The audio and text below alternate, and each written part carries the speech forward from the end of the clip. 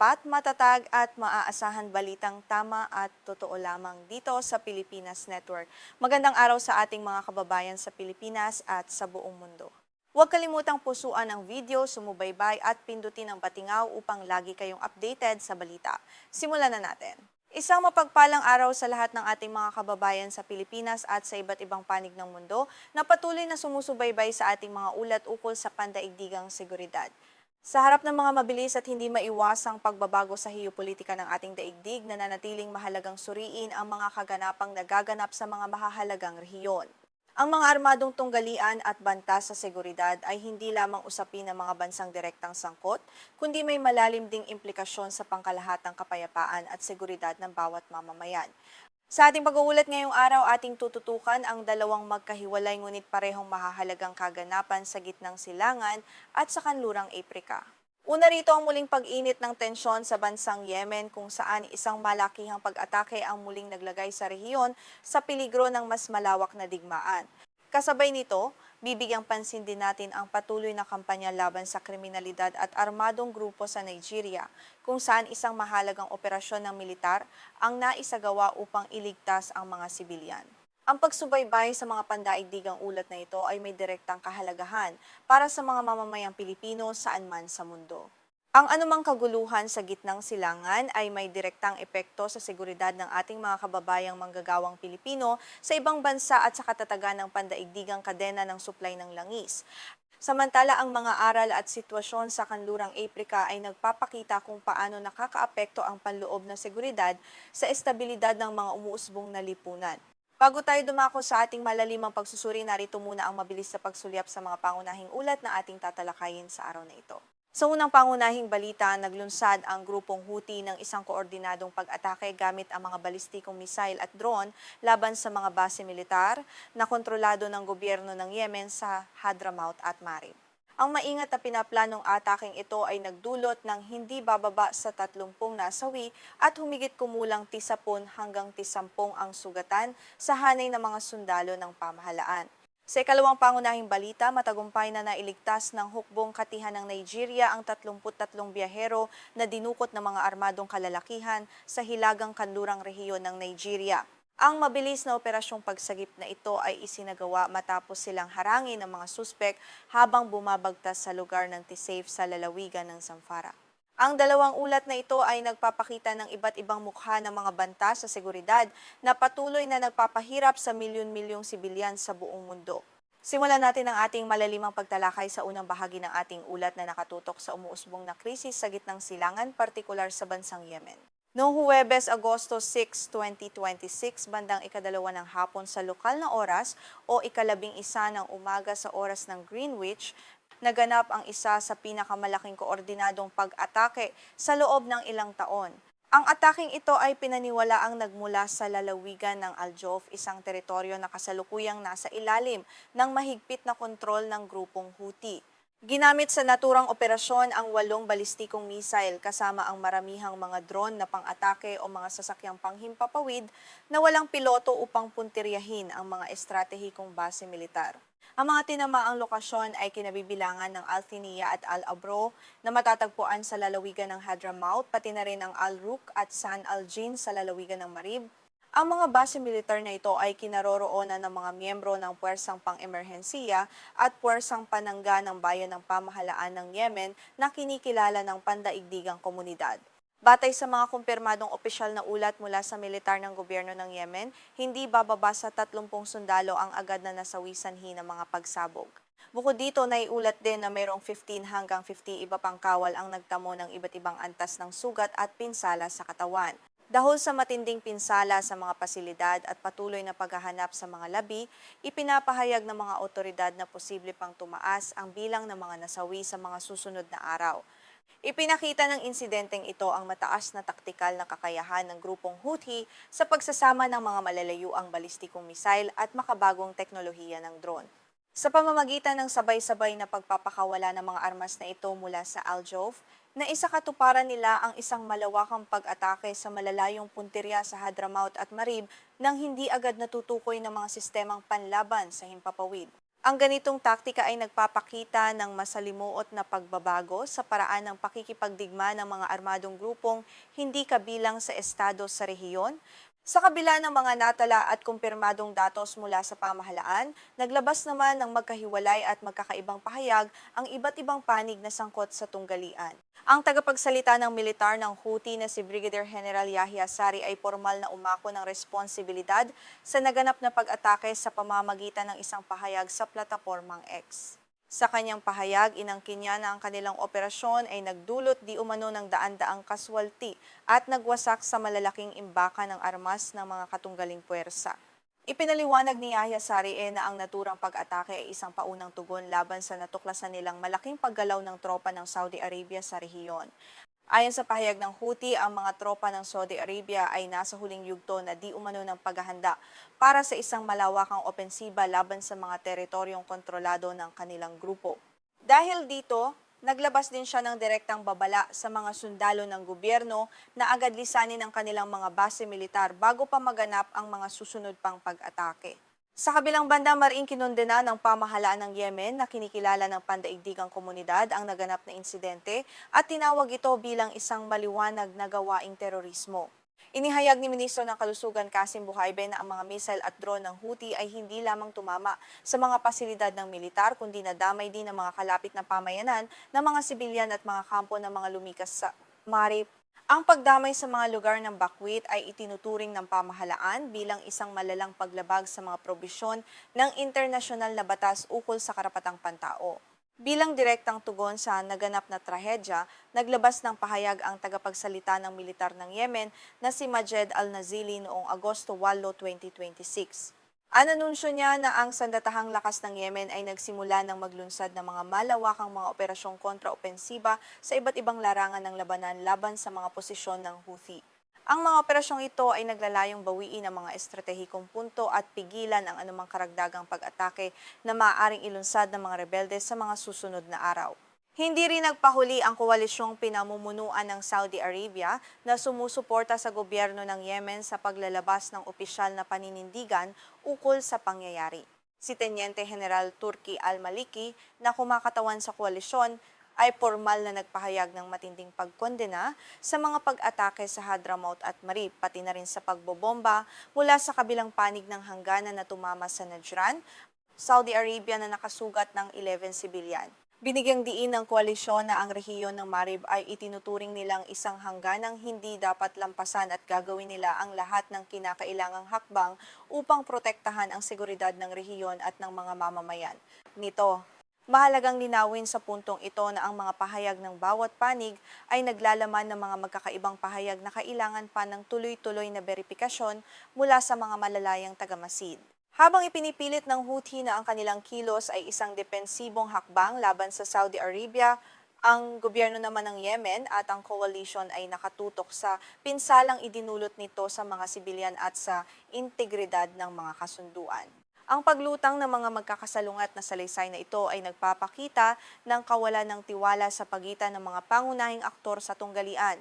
Sa pagtatasa ng epektong geopolitikal ng insidenteng ito, lumilitaw na ang panibagong pag-atake ay nagdudulot ng matinding banta sa katatagan ng buong gitnang silangan. Noong Agosto 7, 2026, ang espesyal na sugo ng United Nations para sa Yemen na si Hans Grundberg ay naglabas ng isang seryosong babala ukol sa hinaharap ng bansa. Ayon sa kanya, ang mga pag-atake sa Marib at Hadramaut ay naglalagay sa Yemen sa pinakamalaking peligro ng muling pagkakaroon ng isang ganap na digmaang sibil mula nang maipatupad ang tigilang putukan na pinamagitan ng United Nations noong Abril 2022. Ang umiiral na tigilang putukan na napanatili sa loob ng higit 2 taon ay nagsilbing pundasyon para sa mga negosasyong naglalayong makamit ang isang permanenteng kasunduan sa kapayapaan. Gayunpaman, dahil sa kamakailang pagtaas ng tensyon at ang pagbabalik ng mga malawakang pag-atake ng missile, ang mga usapin ukol sa pagbubukas ng mga daungan at paliparan ay naitulak sa gilid ng pagkasira. Ang pagkabigo ng diplomatikong prosesong ito ay maaaring magdulot ng panibagong siklo ng marahas na paglala sa buong rehiyon. Bukod sa mga labanan sa lupa, ang tensyon sa Yemen ay may direktang ugnayan din sa seguridad sa mga pangunahing mga rutang pangkalakalan sa dagat. Kasabay ng mga pag-atake sa Hadramaut at Marib, pinalakas din ng grupong Houthi ang kanilang mga operasyon laban sa mga komersyal na barko at mga tanker ng langis na bumabagtas sa Red Sea at Bab al-Mandeb Strait. Ang mga aksyong ito sa karagatan ay nagdudulot ng matinding takot sa mga pandaigdigang kumpanya sa pagpapadala at nagpapataas sa gastos ng siguro para sa mga kargamento. Ang mga pagkagambala na ito sa Red Sea ay may direktang epekto sa pandaigdigang ekonomiya, kabilang na ang presyo ng mga pangunahing bilihin at langis sa Asya at sa Pilipinas. Kapag ang mga barkong nagdadala ng krudo at iba pang kalakal ay napilitang umiwas sa Bab al-Mandeb Strait at maglayag paikot sa Aprika, tumataas ang oras ng biyahe at ang kabuuang gastos sa kargamento. Ito ay nagiging sanhi ng pressure sa inflasyon na nararamdam ng mga mamimili sa iba't ibang panig ng mundo. Sa kabilang banda, ang krisis na makatao sa loob ng Yemen ay patuloy na lumalala dahil sa mga bagong serye ng pagpapasabog. Ang lalawigan ng Marib ay tahanan ng milyon-milyong mga taong lumikas sa loob mismo ng bansa na tumakas mula sa ibang bahagi ng bansa noong mga nakaraang taon ng digmaan. Ang pagbomba sa mga lugar na malapit sa kanilang mga kampo ay nagdudulot ng panibagong trauma, paglikas at kawalan ng pagkakaroon ng daan sa mga pangunahing tulong tulad ng pagkain, malinis na tubig at gamot. Ngayon naman, ating ililipat ang ating atensyon mula sa gitnang silangan patungo sa kanlurang Aprika para sa ikalawang bahagi ng ating ulat. Dito sa lalawigan ng Zamfara sa hilagang kanlurang rehiyon ng Nigeria, isang mahalagang operasyon ng militar ang naitala kamakailan laban sa mga kriminal na grupo. Batay sa opisyal na pahayag ng tagapagsalita ng hukbong katihan ng Nigeria na si Ali Yudanja noong Agosto 9, 2026, matagumpay na naisakatuparan ng kanilang mga tropa ang isang misyon ng pagsagip para sa 33 sibilyan. Ang insidente ay nagsimula noong Sabado, Agosto 8, 2026, nang ang isang grupo ng 33 biyahero ay harangin at tukutin ng mga hindi pa nakikilalang armadong kalalakihan habang bumabagtas sa lugar ng Tisif ng estado ng Zamfara. Ang mga biktima ay sapilitang dinala at itinaboy ng mga suspek patungo sa kagubatan upang gamiting mga bihag para sa hinging pantubos. Ang ganitong mabilis ang pag-atake sa mga pampublikong daan ay isa sa mga pangunahing taktika na ginagamit ng mga kriminal na grupo sa rehiyon. Sa sandaling matanggap ng militar ang impormasyon ukol sa pagdukot, agad na naglunsad ng isang mabilis na operasyong pagtugis ang mga tropa ng hukbong katihan ng Nigeria sa lugar. Naabutan ng mga sundalo ang mga armadong suspek habang sinusubukan ng mga itong ilipat ang mga bihag sa mas malalim na bahagi ng kagubatan. Dito ay nagkaroon ng palitan ng putok kung saan pinaputukan ng militar ang kinaroroonan ng mga armadong kalalakihan. Dahil sa matinding pressure at lakas ng baril ng mga sundalo, napilitan ang mga armadong grupo na iwanan ang lahat ng kanilang 33 bihag at tumakas patungo sa kasukalan ng gubat. Matagumpay na nailigtas ng militar ang lahat ng mga biktima ng walang naitalang anumang sugatan o nasawi sa kanilang hanay sa gitna ng palitan ng putok.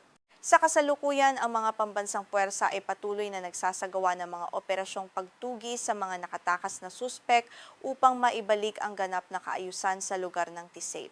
Sa pag-uulat ng mga ganitong uri ng operasyon sa seguridad, mahalagang panatilihin ang maingat at batay lamang sa katotohanang paglalahad ng datos. Ang mga paunang impormasyon mula sa mga opisyal na pahayag ng militar ay nakatutok sa mismong operasyong pagsagip at sa kalagayan ng mga biktima matapos silang mailigtas. Iwasan natin na maglabas sa mga haka-haka ukol sa eksaktong identidad ng mga suspek o magdagdag ng mga detalyeng hindi pa nakumpirma ng mga autoridad sa kasalukuyan. Upang mas maunawaan ang kahalagahan ng tagumpay na ito ng hukbong katihan ng Nigeria, mahalagang tingnan ang mas malawak na konteksto ng suliranin sa seguridad sa hilagang kanlurang Nigeria. Ang rehiyon ng Zamfara, Katsina, Kaduna at Sokoto ay patuloy na nahaharap sa isang malalim na krisis na idinudulot ng tinatawag na mga armadong bandido. Ang suliraning ito ay may malalim na ugat na nagmula sa mga lokal na awayan sa pagitan ng mga magsasaka at mga nagpapastol ukol sa pagmamay-ari ng lupa at pagkakaroon ng daan sa likas na yaman tulad ng tubig. Sa paglipas ng mga taon, ang mga simpleng hidwaan sa lupa ay lumago at naging isang organisadong kriminalidad na kinabibilangan ng libu-libong armadong kalalakihan.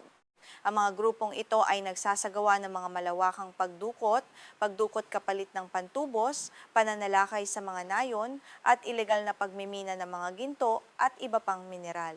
Ang malawakang karahasan na ito ay nagdulot na ng libu-libong casualty at nagtulak sa mahigit 1.3 milyong sibilyan na lumikas mula sa kanilang mga tahanan at pukirin.